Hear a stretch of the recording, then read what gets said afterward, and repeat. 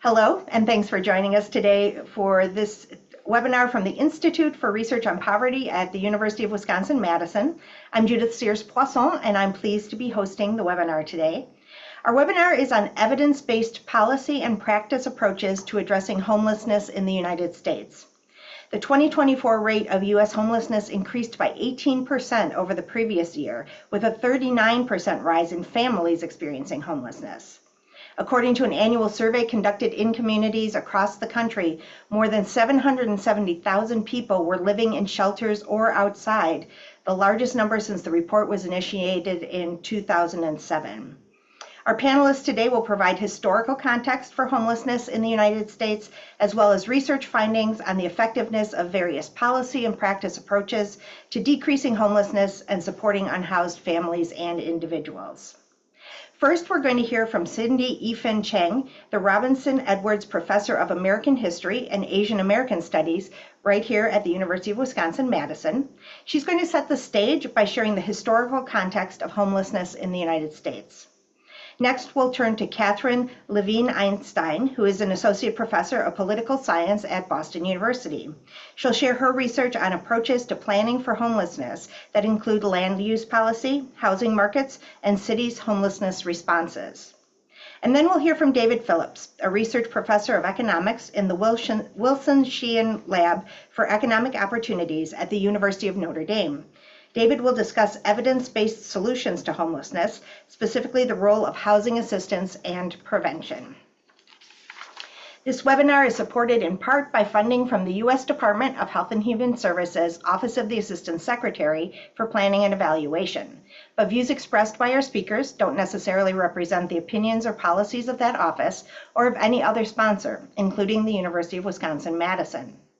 We have an hour today, and after we hear from each of our presenters, we'll spend the last 15 minutes or so at the end for live Q&A. You can type those in through the Q&A box. We did get quite a few questions submitted as people registered, so we'll also be queuing some of those up as well. I hope you'll also feel free to participate in the chat, which many of you are doing, and we love that. We have closed captions enabled, so you can toggle those on and off at the bottom of your screen. And we will be posting the slides and the recording of the webinar within a day or so, and you'll receive a link to those by email.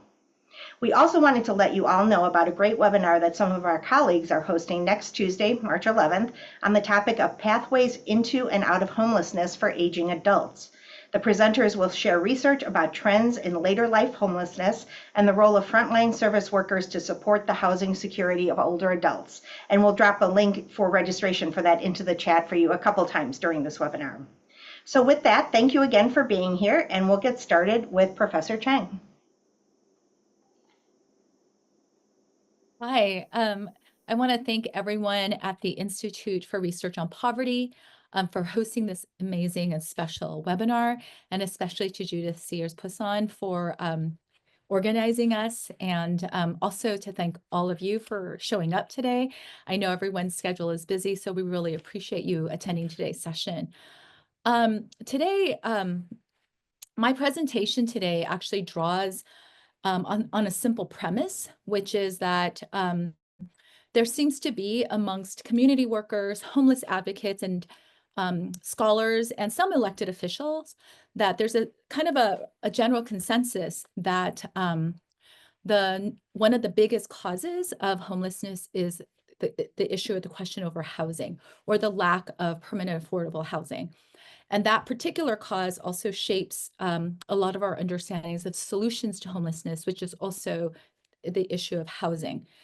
And so I wanted to take today's time, and I'll share my screen in just a bit, to kind of, just give me a minute, let me do this right now, to kind of give a historical perspective on, to situate this notion of how did we come to this general consensus that housing is, a fundamental cause of homelessness in US society.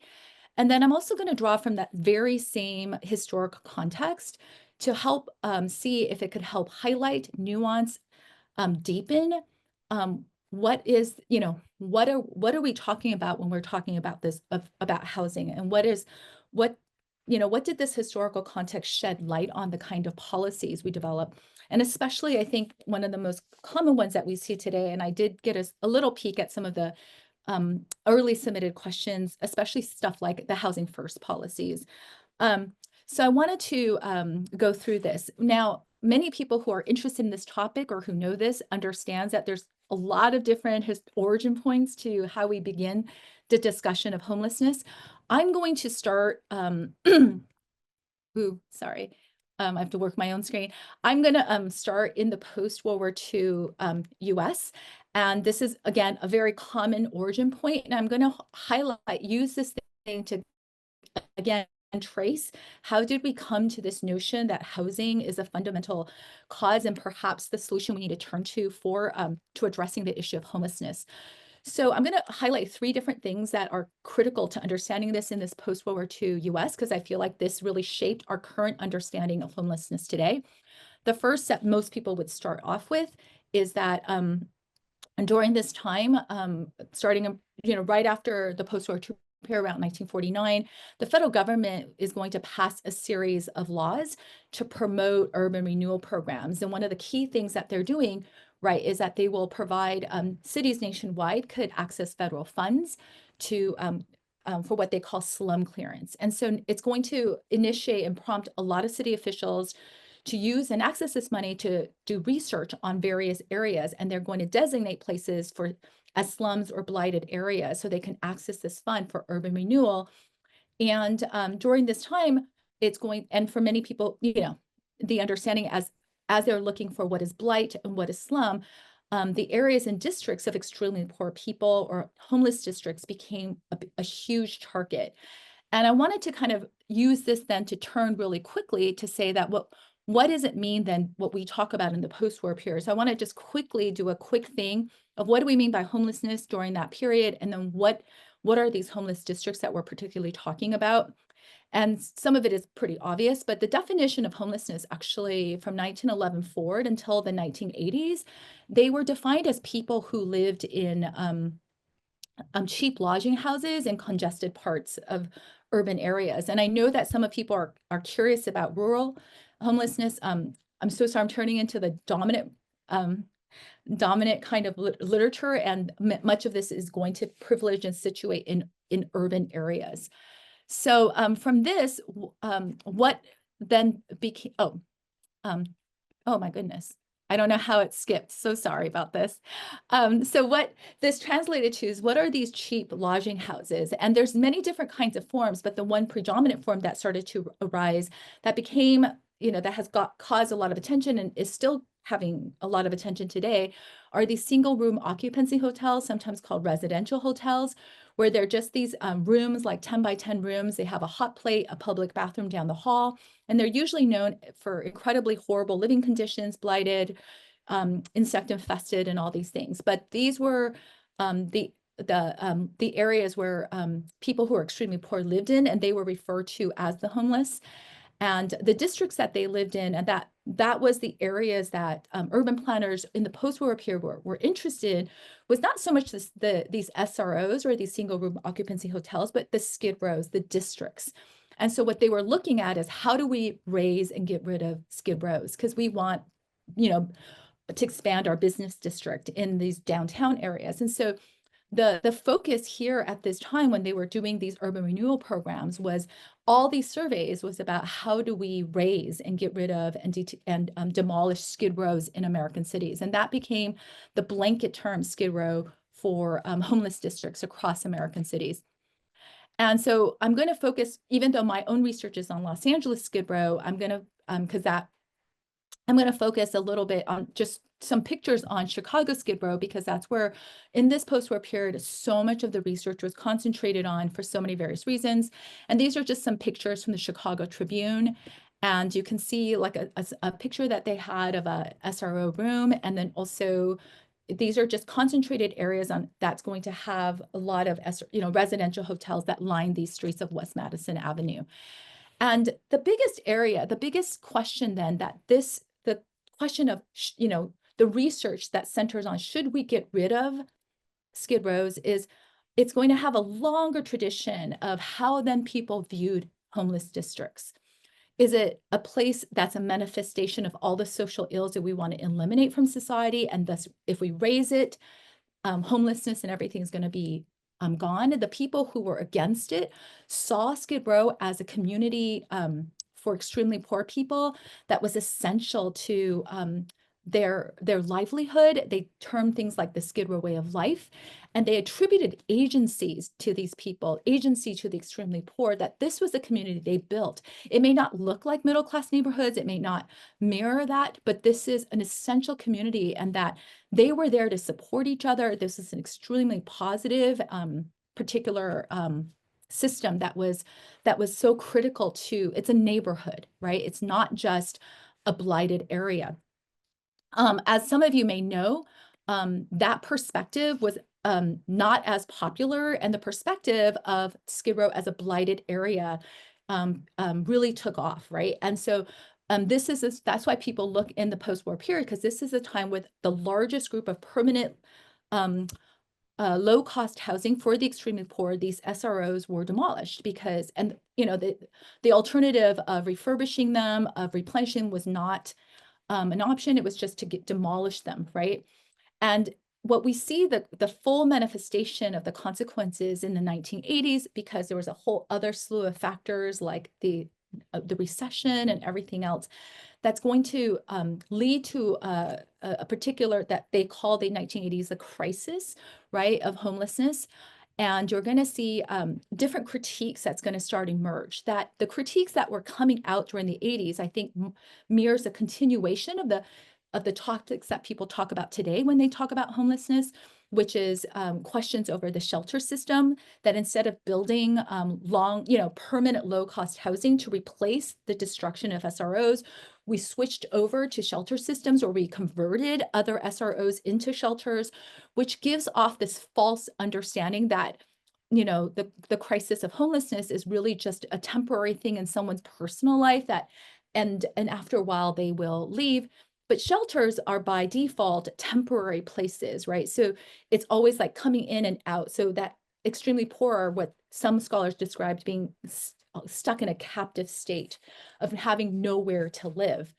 There's also this, at this era already, a discussion and a huge debate about housing versus treatment, right? Is because the very kinds of social things, various social things that affected people who are experiencing homelessness, from people living with addiction to mental illness, all those things, instead of being that became seen as a cause of homelessness. So many of the policies today where like they look to treatment first, and there's a whole group that says, no, it's this destruction of Skid Rows and the destruction of these residential hotels, these permanent low-cost housing. No matter how blighted and how horrible the living conditions were, these were the permanent low-cost housing for the extremely poor. And so here we started to see a lot of scholars and community workers, homeless advocate, really begin the conversation that it's a lack of permanent supportive housing that really is the core cause of homelessness, right? That it's not the people that are the thing. The focus is that there's a structural vulnerability of cities itself, and it was a lack of affordable housing. But this is going to now bring up the same thing. They're going to take the very history of this post-war period. So I'm showing the same particular picture, and it's going to get repurposed. And this becomes the question that I'm going to end us with, so we can get to Katherine's presentation, which in the 1980s, a particular split started to happen.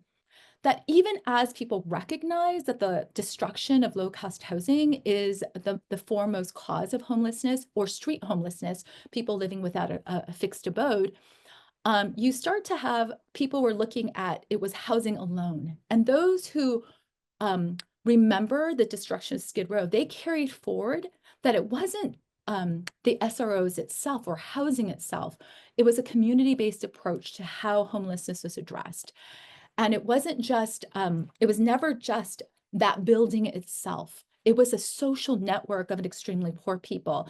And I just want to make a quick qualification before I turn this over, which is to say that when they say a community-based approach, there's housing first programs throughout the nation. It looks very different in different cities. And much of their thing, they may say step one is housing itself, but they now have networks to different social service agencies and to make sure that the people who are extremely poor are still plugged in. I want to qualify that and say, when I say a community-based approach, it's not just the networks of people being plugged into social service. I'm talking about bars, transportation systems. I'm talking about strip clubs. I am talking about restaurants. I am talking about employment agencies. I am talking about restaurants, liquor stores, all the various things that make up a neighborhood, a community-based approach of social networks of different things. And when we develop policies for of homelessness, do we have a community-based approach to addressing the needs and neighborhood building for people experiencing homelessness? And so I kind of wanted to use that particular historical perspective and to remember that at a certain time, what was the cause of it? Was the destruction of Skid Rows as a neighborhood model, as a community-based approach model to addressing homelessness, and not just the building itself and not just housing itself. So I wanted to use this particular history to kind of re-ask this question of a community-based approach to addressing homelessness. So thank you so much. And Katherine, I'll leave it to you. Thank you so much to everyone for being here today. I will say I'm a Wisconsin native, so it's a real treat for me to get to connect with Madison virtually, if not in person. So my research focuses on local politics and housing policy. And today, what I'm going to be talking with you guys about is the extent to which cities incorporate housing policy in their homelessness responses. And so when we think about why focus on cities, right, we know that cities are the main site of the nation's homelessness crisis. We know that a key driver of homelessness in cities is the rising cost of housing. In cities where housing prices are more expensive, we see on average more homelessness. We also know that cities control arguably the policy that has the single greatest impact on the housing supply and therefore has the potential to reduce housing costs, right? Cities control land use and zoning policies, and we know that these have a profound impact on the housing supply, housing affordability, racial and economic segregation. So what this research sets out to do is evaluate whether local governments are actually connecting homelessness and land use policies in the housing supply in general, and more broadly, whether city officials really see homelessness as a housing problem. So really trying to get a sense of whether housing policy is at the heart of local homelessness policy. The work I'm presenting for you today comes from a peer-reviewed study that was recently published, as well as a 10-year survey of mayors that I'll tell you a little bit more about at the end. So just briefly, why might cities struggle to make these connections? Why might we expect cities not to connect housing and homelessness policy? We know that local governments are really responsive to residents and businesses who are concerned about the negative externalities of unsheltered homelessness. They get a lot of complaints about unsheltered homelessness, and so they think about homelessness as a policy that they need to respond to reactively and punitively. We also know that the state and federal governments, which are really influential actors in homelessness policies, largely have not made this connection between the housing supply and land use policy and homelessness. Finally, we also know that there's a lot of supply skepticism among both members of the general public and public officials. What this means is that a lot of people do not believe that building more housing will necessarily reduce prices. And so this may lead some folks to not connect land use policies and zoning with homelessness struggles. So the data we use to tackle this, we use two sort of big, different novel data sets. The first are housing and homelessness plans from the nation's 100 largest cities, and we collected those data in summer 2022. And the next is a survey of mayors of cities over 75,000. The data I'm presenting to you today come from 2021 and 2023, but we've been running this survey for over 10 years and have asked over 1,000 questions across a variety of different policy areas. So starting with homelessness and housing plans, only 54% of the 100 largest cities in the country have homeless plans. And I want to pause for a moment on that statistic because it's really striking, right? The largest cities in the country are the ones that have the most capacity to do things like create planning documents and have sort of more aggressive and capacious planning processes. The fact that only just over half of these cities have homelessness plans in the first place suggests that there is not a lot of local policy making that is sort of coordinating homelessness planning across multiple departments. We did find that virtually all cities, in part because in a lot of places it's state mandated, had a housing plan available, and 76% of these plans do mention homelessness at least once. Very few places, though, are really making a connection between the housing supply in their area and homelessness, right? So only 30% of homelessness plans even mention zoning and land use, which are the most important policy tools that local governments have available for increasing the housing supply. And only 16% of housing plans connected land use and homelessness policy. So to get a sense of why that might be the case, we turned to our conversations with public officials. We wanted to get a sense of whether city leaders really see this as a connection worth making and putting in important policy documents. And so we conducted these survey of mayors. We conducted all interviews in person or over the phone, so we were able to get a lot of elaborations. Our target population was cities over 75,000. And in every year we conduct this survey, we've gotten a response rate of at least 25%, which is pretty sort of the gold standard for surveys of public officials. So I want to start you with this open-ended question that we asked the mayors, which is, what do you think is the single biggest cause of homelessness in your city? So this was an open-ended question, and we coded it into 4 buckets: poverty, substance abuse, mental health, and housing prices. And you can see here that only 40% of mayors cite housing prices as the biggest cause of homelessness in their city.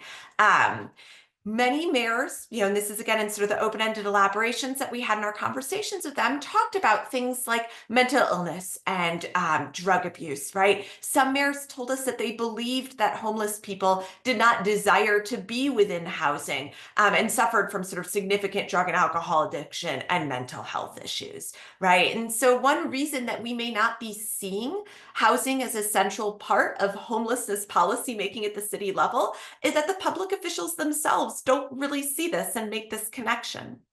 We see the same trend when we asked mayors how strongly they agreed or disagreed with the following statement, that homelessness in my city is first and foremost a housing affordability problem.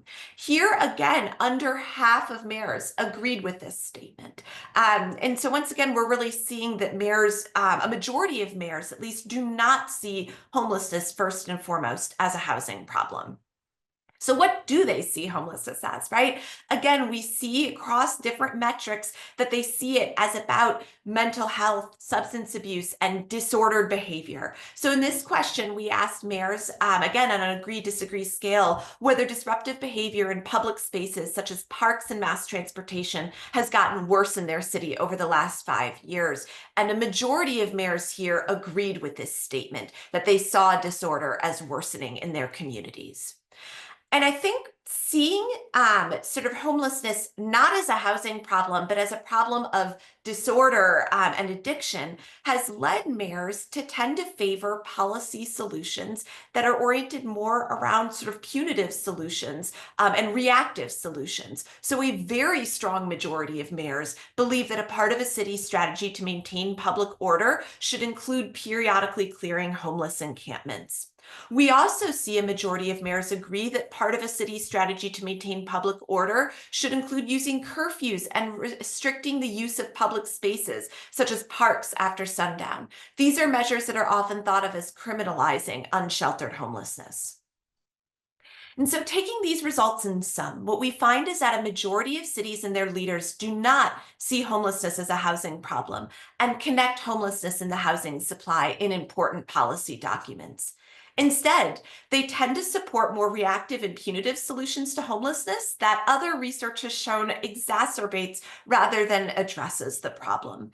And to sort of put it mildly, the federal government, which is so important in homelessness policymaking, is unlikely to be a helpful leader in this space in the coming years. I just wanted to briefly highlight the data I presented to you from the Survey of Mayors comes from a much bigger project that we've had for over 10 years.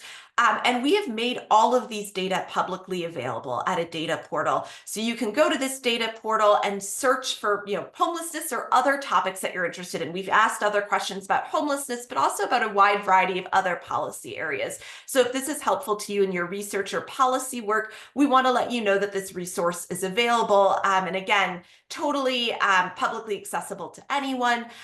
If folks want de-identified or rather identified data, they are welcome to apply for that data with me. Again, we make this data free and available for researchers. So thank you so much. And I am now going to turn things over to David. Thank you so much, Katherine. And I will try to share my screen here. Okay. Thank you so much. So I am now here to talk about, in some ways, the other half of the coin, right? If Katherine was talking about largely about zoning and housing supply and issues related to that, policy choices at the local level, I'm going to talk about evidence-based solutions to homelessness, particularly on the tenant side, on the side of providing housing subsidies to people who are either experiencing homelessness or at risk of homelessness. My name is David Phillips. I work at the Wilson Sheehan Lab for Economic Opportunities, or LEO, at the University of Notre Dame. We work with folks from around the country on trying to measure the effectiveness of responses to poverty in the United States so that we can do more of the things that make a big difference in people's lives. This has already been covered, so I'm going to go through briefly, but just to point out, right, we're at a moment in time where homelessness in the United States has been increasing rapidly. I will point out, like, one thing to add is that while sort of the pictures that you see on the right here, I think are the ones that show up in the media frequently and are important, right? Single individuals experiencing chronic homelessness. It's also the case that family homelessness in the United States has been surging as well. And so I think it's important to think about both of those challenges at the same time. Of course, as Katherine mentioned, there's a lot of disagreement about how we actually respond to this difference in change. And if just a sampling of the local news, you can see here from different places across the country, you see what Katherine gave us much more rigorously a moment ago through her surveys, that there's just a lot of disagreement about what we should do. And so what I want to bring into that conversation is some conversation about what we know from the evidence of effectiveness of different interventions. And I'm going to talk about evidence and effectiveness in a particular way that I should point out. One, as I mentioned, I'm going to be talking about tenant-side interventions, so largely subsidies for people to be able to access housing. And second, I'm going to be talking particularly about evidence from randomized controlled trials. So I'm going to be talking about situations that are similar to a medical trial, right? Where if you imagine, right, there's a treatment group that gets Tylenol, a control group that doesn't, and we want to measure to see whether that effectively changes some outcome, like whether people experience pain, right? It turns out that we actually have quite a bit of evidence on homelessness interventions, and particularly tenant-based subsidies, about from similar sort of studies that mimic something like a medical trial, where we can measure effectiveness of these interventions. And so that's what I'll talk about today. I want to talk about three different categories of responses to homelessness that are all different versions of housing subsidies as a core part of the model. So it's been mentioned already by the two prior presenters, the idea of a housing first approach. The most common housing first approach is permanent supportive housing. The idea of housing first is, and many of you will be familiar, but others will not be, the idea is to provide a long-term housing subsidy and to provide support services like treatment for mental illness, for instance, or substance use, but having those things not be mandatory and have housing not conditioned on those participation in those support services. This type of model was pioneered by different groups, including Pathways to Housing, and early on provided lots of evidence from randomized controlled trial of effectiveness compared to usual care, that people were less likely to experience and continue in homelessness when they had access to permanent supportive housing. That has led to expansion of permanent supportive housing programs, and so we have evidence from much more sort of multi-site ambitious examples of this as it has expanded. One of those examples is a HUD-VASH program. So HUD, Federal Housing Department, and the VA, the Veterans Administration, combined together, housing vouchers from HUD and healthcare from the VA to provide a supported housing pilot, or initially, for veterans who are experiencing homelessness. Similarly, through a randomized control trial, found that people who had access to the HUD-VASH program were much less likely to continue in homelessness, had fewer days homeless than people who were provided usual care. There are many other examples of this. Actually, it's one of these findings that has been repeated over and over in the literature through different things that again, look like medical trials, randomized control trials of a housing first approach through permanent supportive housing, reducing people's risk of homelessness. I will point out again, though, that outside of specifically permanent supportive housing, there's other evidence as well that long-term subsidies can be effective. Another example of this is the family options study, which instead looked at a different population of folks, families who were entering emergency shelter, and provided a long-term housing subsidy through housing vouchers with fewer additional services available alongside that, but similarly found reduced homelessness for these families who are at risk or who had just entered homelessness. So altogether, there's a lot of evidence from effectiveness trials that something like permanent supportive housing can make a big difference in people's experience of homelessness. Now, to make maybe that picture, like there's lots of these individual studies. And I think one thing that's interesting to point out is that permanent supportive housing is operating at a scale now that we actually see this show up in aggregate statistics. So as I mentioned before, HUD-VASH is one place, with veterans is one place where the United States has dramatically expanded supportive housing. And so here I've got plotted for you homelessness trends from the federal point in time count for all people experiencing homelessness. You can see decline for a while, and then you have the recent uptick over the past decade of increases in homelessness. And notice that veterans experiencing homelessness have followed a very different trend. They declined similarly over the first decade of the 2000s, roughly, but then they haven't seen that big tick up. And there's good evidence to support the idea that the expansion of HUD-VASH is really what has led to this persistent decline in veteran homelessness. We're doing something that works with that group of people, and something that should be celebrated more. Now, there are other areas where we've expanded services where I think it's fair to say we have less extensive evidence. An example of this, I think, is rapid rehousing. So rapid rehousing takes a similar sort of housing first approach. It's focused primarily on housing subsidies provided to people who are currently experiencing homelessness. But unlike permanent supportive housing, it's a short-term intervention. So think of this as like helping somebody find a unit in their community to rent from a landlord for a year, and they'll pay the rent for a year or two. And then the person has to take on the rent themselves after the program ends. So it's a temporary intervention. Now, otherwise, it has some similarities to permanent supportive housing and being housing first.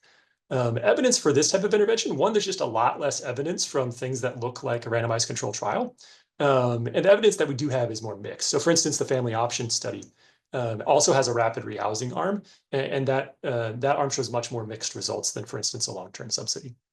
So while it is the case that rapid rehousing in principle is less expensive than a long-term subsidy, like permanent supportive housing, effectiveness at this point, I think it's fair to say, we have a lot more to learn, and there's a lot that we don't know. We're working on studies like this right now. There are multiple going on in the country, including one that we're doing at Leo, that hopefully we'll have some good results to share with folks in the next few months. So watch this space. But I think it's fair to say that there are things that we're doing right now at large scale that we need to know more about how effective they are. As I'm sort of continuing on a continuum from the most intense interventions to less intense interventions, you've got permanent supportive housing, which is a long-term housing subsidy, rapid rehousing, which is a couple year or two of assistance for somebody who is starting off literally homeless. Homelessness prevention programs are even lighter touch.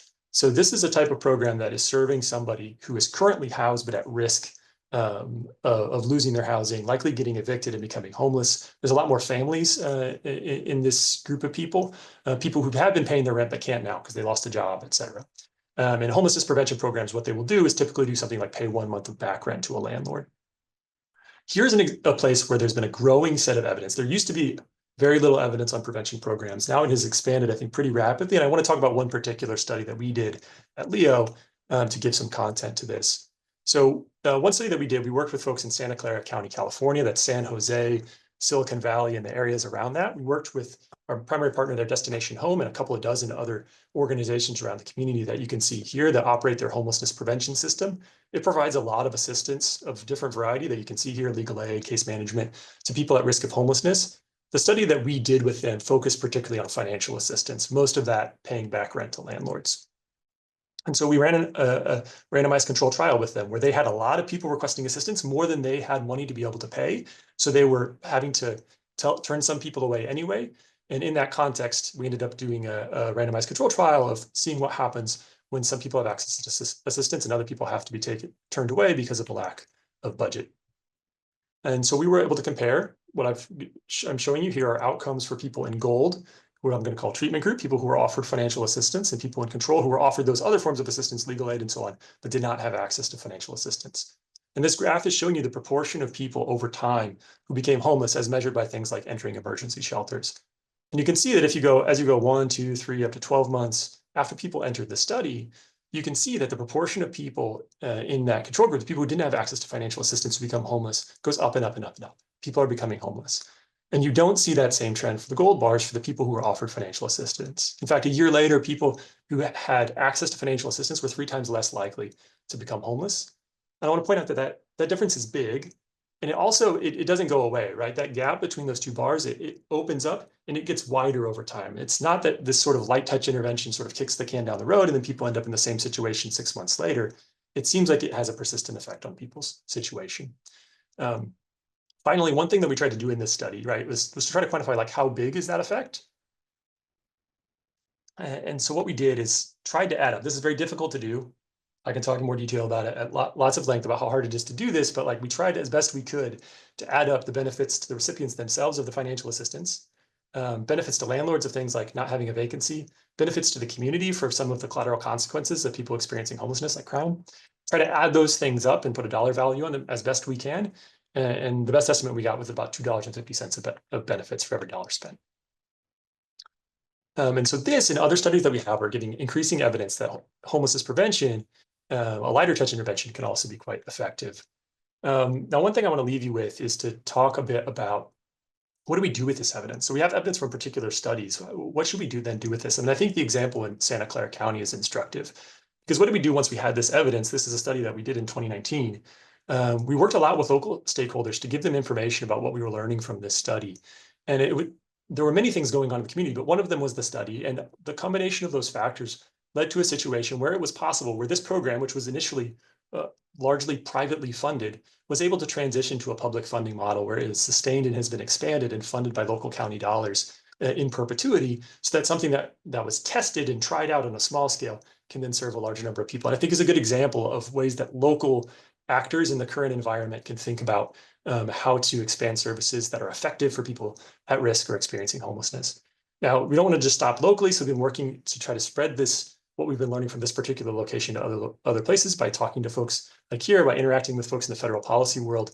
There's a toolkit that just came out from the folks at Results for America talking about this particular program and giving guidance on how someone might implement it in another community.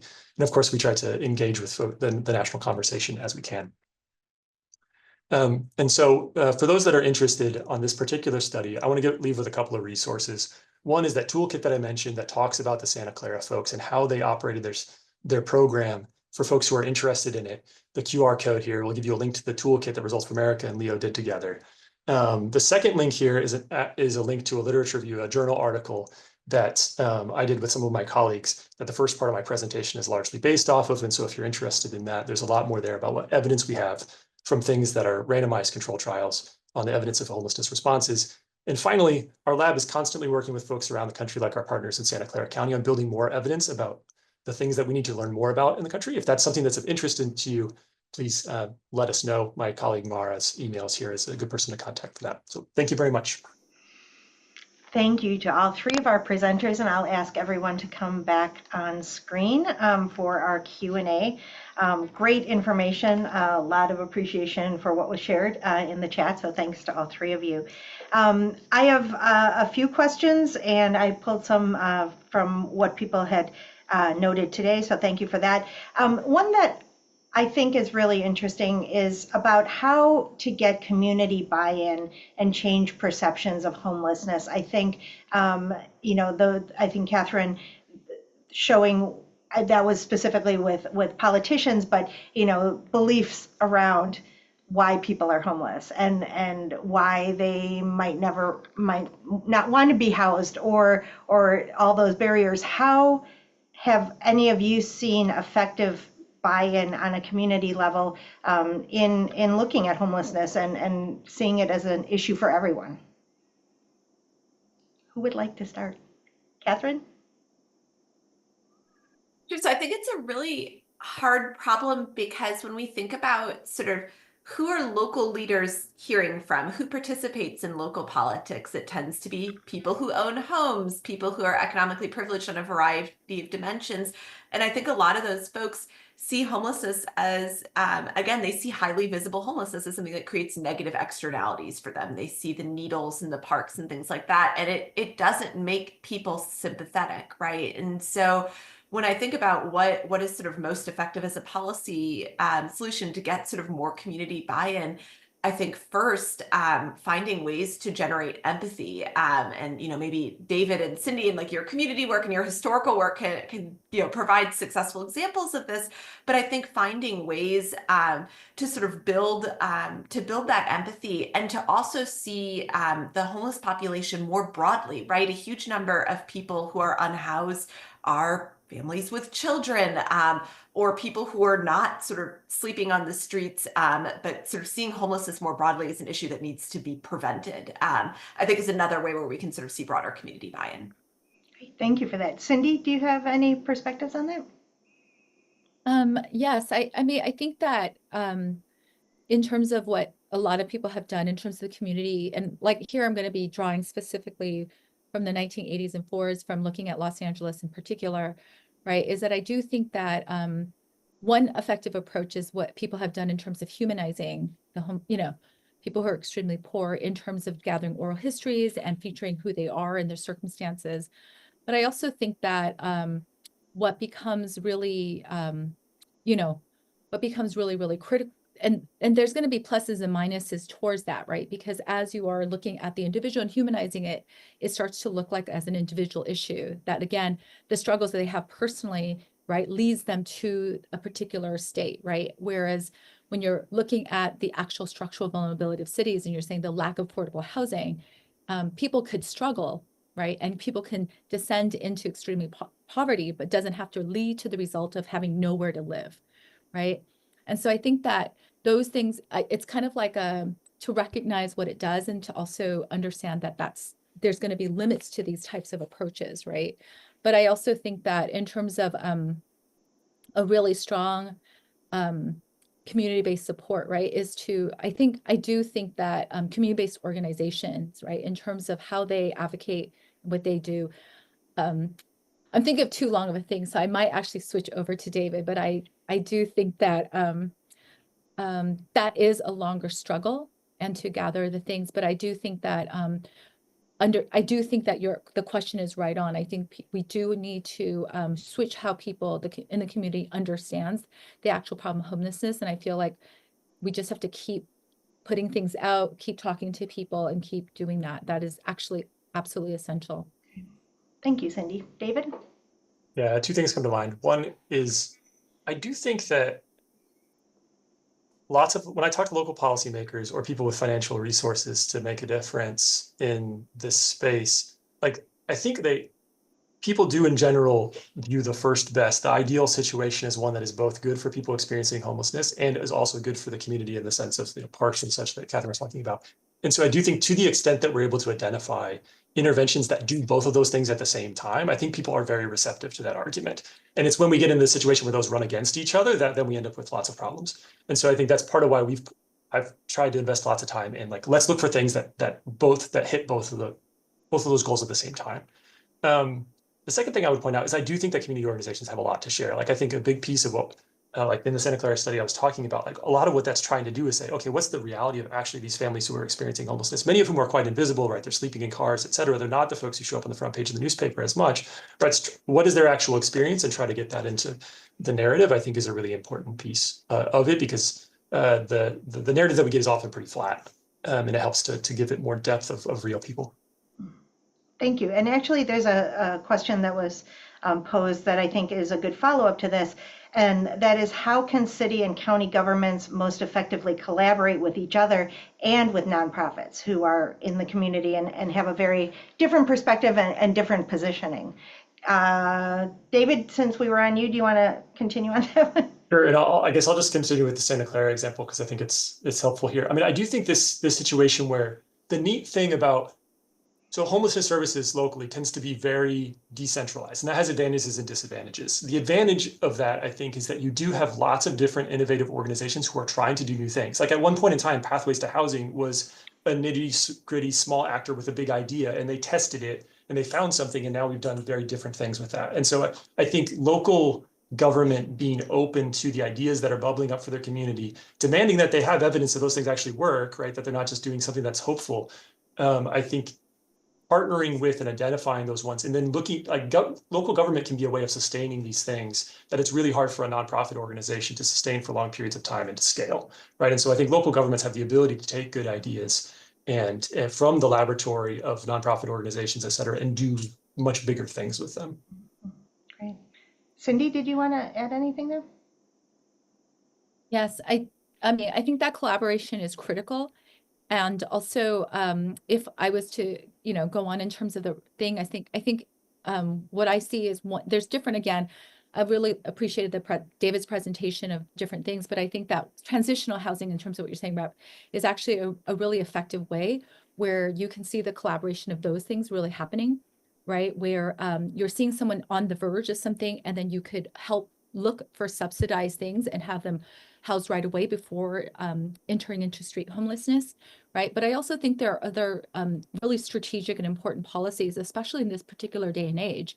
Again, it's going to be different from different cities. And of course, I'm again coming from a city and looking at Los Angeles, is that issues of documentation of people becomes really, really important. I actually was really glad to see one of the things in terms of what are some of the people who are invisible and homeless. And I think that undocumented communities in Los Angeles is a huge portion, right? We know in the 1980s, the largest group of people who lived in the SRO hotels were Central American asylum seekers, right? Who by political policies were not granted refugee status, right? Because if we admitted that they were refugees, it would show that our foreign policy in Central America was actually wrong, right? So they couldn't be escaping governments we backed. So they cannot be refugees.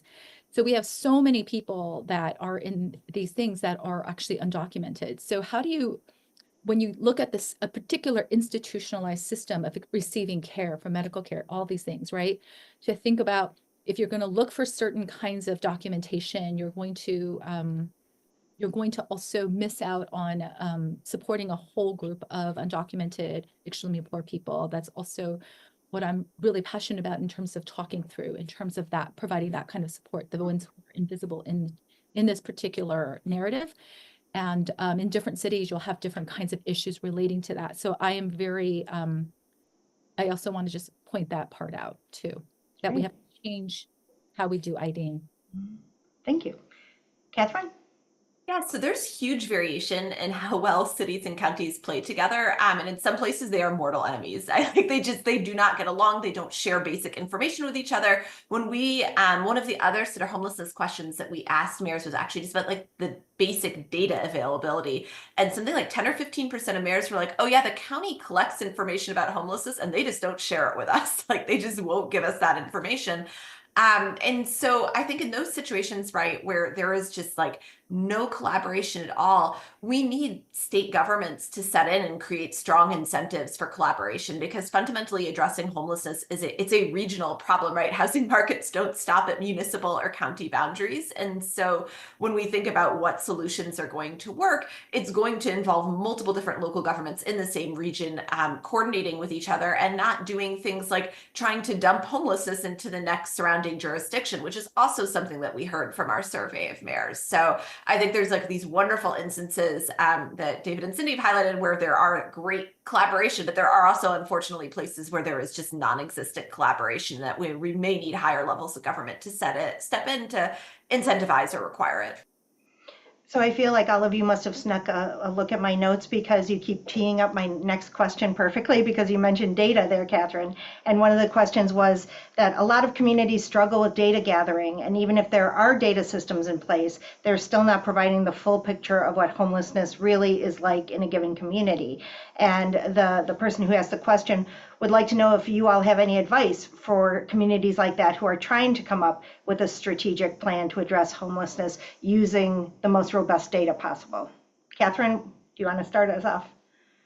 I don't know that I have a satisfying answer, because like I could tell you all the things that are wrong with the data, but that's maybe not a really helpful answer to your question. I mean, one of the really frustrating parts about homelessness data is it is often not gathered at sort of the geographic unit at which policy decisions are made. And so, you know, a lot of homelessness data is collected at the COC level, which sometimes overlaps with city boundaries, but not always. And so that makes it really hard if you're a city stakeholder trying to just answer like a really basic question, like has unsheltered homelessness gone up in my community? You don't always have the data at the right geographic boundaries. And so, you know, again, it feels like we're shouting into the void saying like federal advocacy right now, but I think fundamentally the solution to the data problem is going to have to come at the federal level and sort of having better procedures in place to have data available at units of geography that let us make policy decisions.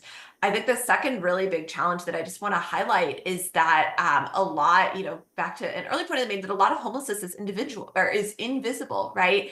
And it's really hard to capture people who are couch surfing. And, you know, that's fundamentally going to be a really big data challenge and means that we're going to miss a lot of people who are unhoused. Mhm. Maybe 2 points I'll make. I agree with all of this. 2 points I might make that people may already know but may not. Of if in your community you worry that there's lots of holes in HMIS data, it is the case sometimes in some communities that the education data, the McKinney-Vento data from schools can help fill in some of these gaps of families that are doubled up and that sort of thing. So sometimes you're layering on of like HMIS data and schools data can get you closer to something of the truth. So that's one thought.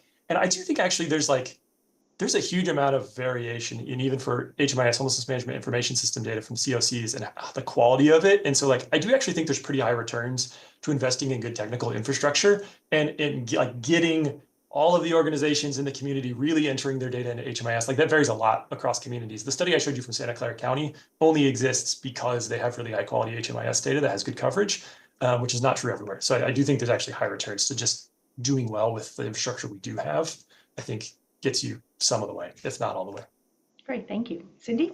Yeah, this data question is something that I'm deeply interested in, and that's something I've written quite a lot about too. But I think the most important, and I would love to be in conversation with Katherine, is I think that before we say that we need data gathering necessarily on a federal level, we have to first revisit the question. And I really put this on community-based organizations and their assistance in this, because the way that our federal government is defining homelessness, right, is purely people who lack a fixed abode.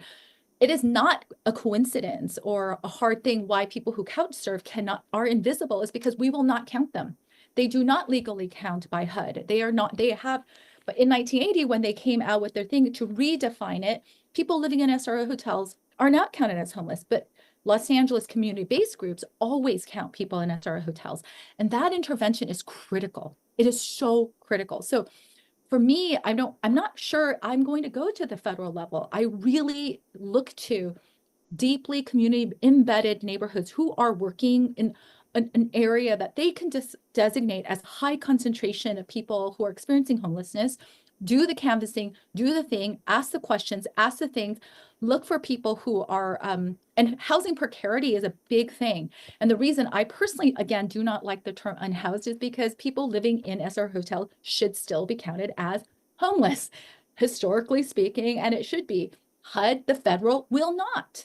So I'm very distrusting of the federal government, because if they do it, they will do the narrowest definition of homeless to generate and fix the number. But I trust when I do my research and my historical thing, I will always privilege community-based organizations and their canvassing above any state and federal counts, because that is so biased, and they always, and I do not agree with the HUD definition of homelessness. So I feel like that has to be a larger conversation to shape the kind of data. And also the point, even shelter systems, right? The point prevalence system, we can go on and on in terms of how they fix the numbers. So I am like, community-based organizations, please do the canvassing, do the thing, talk to the students, get your assessments, because for someone like me, and when I write it, that's the number I will always quote about everything else. Thank you. David, I wanted to go back to you and that really quite striking slide where with the trends of general homelessness and then the HUD-VASH decline. And I was wondering if there have been efforts, or could there be efforts to replicate whatever is working about that HUD-VASH program, because clearly there are some big successes there. Yeah, and I do think, and if those trends end up being true. Like, for instance, if you look, like one of my colleagues here has a study where, like, if you look at communities that get allocated more HUD-VASH grants, you see homelessness go down more there for veterans than you do in other communities. And anyway, so I do think that is like HUD-VASH doing a big piece of that trend. I mean, I think in some ways, like HUD-VASH is like, it's kind of the other way around, right? It's like we had an example of permanent supportive housing, and they've sort of scaled that for a particular group of people. So I do think it is part of this much broader permanent supportive housing movement. I don't know of good examples of scaling permanent supportive housing at the federal level for other groups of people. That is a thing you could imagine happening. I don't think has, but it does seem like it gives a pattern of, you focus in this particular group, you expand resources there, and you do see, like, at the aggregate, homelessness fall. I think is, to me, it's one of the most optimistic examples that we have in this space, where people came together, had agreement in a bipartisan way, shockingly, right? It's like, we can do that still. Maybe we could at least a little while ago. And like, you see that show up is really encouraging. We did talk about the statistics in the beginning of the rise in homelessness, but the even larger rise in homelessness among families. Are there any programs that any of you have seen, hopefully working well, that are targeting that homeless family population? Cindy? Again, I'm and as a historian, I have the I have the ease of just being focused on regional understandings and local. And I know that and it goes up and down, but I know, historically speaking, the both Palos Los Niños and Las Familias del Pueblo in downtown Los Angeles have been working with families. And most of it is because, like I said, the tradition of, in the 1980s, where a large group of Central American asylum seekers that resided in this Skid Row area, they were all families, right? And they're the ones that were living in the SROs. And so all the community organizations that started to develop Head Start, everything. We even had 9th Street Elementary School in downtown LA used to be called the Skid Row School. They had to re-tailor the entirety of that Skid Row area to account for families and children. And I do understand that Palos Niños, for certain community workers, traditionally is tricky, because they will, other community workers have accused them of pimping children to get money, because we like to fund money for kids and not, others. So I do understand that, but I think that there are quite a number of people working with families with young children. And I know that Skid Row, Los Angeles, historically speaking, from the 1980s on, is an excellent example, because so much of their work, the entirety in terms of childcare, all sorts of things, was redesigned because of the huge amount of families with young children. And they had to deracinate the number. So they don't call them Central American asylum seekers, because undocumented, you will get no funding. So the key word is families with young children living in Skid Rows. And I would really look to that as a key model, because that was one of the huge targets and the demographic shifts that you saw in the 1980s. Los Angeles became the homelessness capital of the nation. So that's a really big thing so much it is focused on that. Great, thank you. Katherine? Just really quickly, I would really want to think carefully about what our supply of subsidized housing is and what an obstacle that is to helping families with young children. So we have incredible data on this, courtesy of a group called Housing Navigator in Massachusetts, that actually collected information on all subsidized housing in the state. So federally subsidized, state subsidized, locally subsidized, and 40% of it is age restricted. So that's for people over the age at least of 55. It depends upon the classification. That's a big problem if we're trying to house families, if we don't have a lot of housing stock that is family sized or open to families. So just something to think about as we're sort of developing affordable housing. Thank you. And David, last word? Yeah, sure. On the demand side, I'd say two things. One is, I think, like, these prevention programs are largely serving families. So the example I gave from Santa Clara County, like 2/3 of the people that's the households in that study are families with kids. And so prevention programs, housing court, a lot of those things are primarily focused on families. The second I would say is, like, what we know from long-term subsidies seems to translate from chronically homeless single individuals to families with kids. So like the family option study, right? It is a study of families who are in emergency shelter, people who have kids, and shows similar positive results for long-term subsidies. And so those are a couple examples of tenant side things that show effectiveness for families. Great. And that brings us right up to time. So thank you so much to Cindy, I-Fen, Cheng, Katherine, Levine, Einstein, and David Phillips for sharing their time, experience, and research with us today. It was a great conversation. And thanks to Natea Taylor for handling the tech for the webinar. As we mentioned before, we'll be posting the slides and the recording of the webinar within a day or so, and you'll receive a link to those by email as long as you registered for the webinar. And again, thanks to all of you for joining us, and have a great rest of your day. Take care.